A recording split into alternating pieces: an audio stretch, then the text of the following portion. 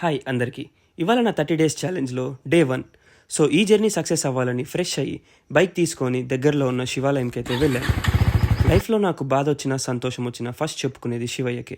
అందుకే ఈ జర్నీలో నన్ను అండ్ నాకు సపోర్ట్ చేసే మిమ్మల్ని సేఫ్గా చూడమని అయితే మొక్కుకున్నాను.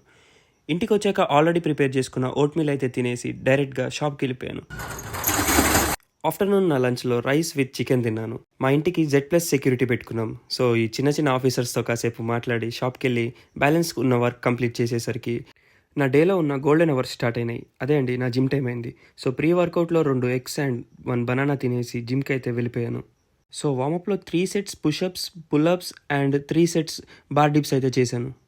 ఇవాళ నాది బైసెప్ వర్కౌట్. సో బైసెప్కి నేను 7 వేరియేషన్స్ అయితే చేశాను. సో ఫస్ట్ ప్లేన్ రాడ్తో 5 సెట్స్ అంటిల్ ఫెయిల్యూర్, ఆ తర్వాత బైసెప్ డంబుల్ కర్ల్స్, ఆ తర్వాత హ్యామర్ కర్ల్స్, ఆ తర్వాత కాన్సన్ట్రేషన్, దాని తర్వాత ఈ ప్రీచర్ కర్ల్స్, తర్వాత ఈ జిగ్జాగ్ రాడ్తో క్లోజ్ గ్రిప్.